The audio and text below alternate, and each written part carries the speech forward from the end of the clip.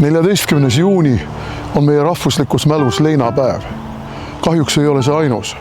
Me võime tuua ka 25. märtsi, küüditamise aastapäeva. Me võime tuua 23. augusti, Molotov-Ribbentropi aastapäeva. Aga me võime rääkida ka Sinimägede lahingust ja seal langenud meestest. Me võime rääkida metsavendadest. Me võime rääkida paljudest meie rahvale traagilistest murdepunktidest. Aga mis on neile kõigile ühine?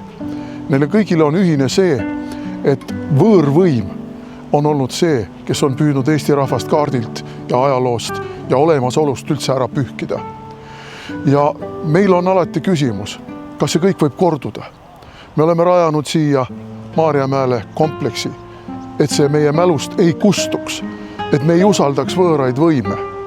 Ja meil on vaja küsida endalt üha, ka tänasel päeval, kas tänane võim, mis meil Eestis on Eesti rahva võim või on see oma võimu, oma mandaadi kusagile mujale, Brüsselisse, tont teab veel kuhu, delegeerinud võim, mis esindab siin pigem võõraid huve kui Eesti rahva huve. Seega, Eesti rahval ei ole kunagi seda luksust, et tunda ennast võõrvõimude suhtes hooletuna, muretuna.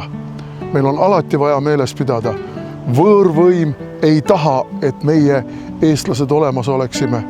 Ja seetõttu tuleb meil, eestlastel, kokku hoida ja alati küsida, kas võim, mis meid valitseb, on meie võim või on ta võõrvõim.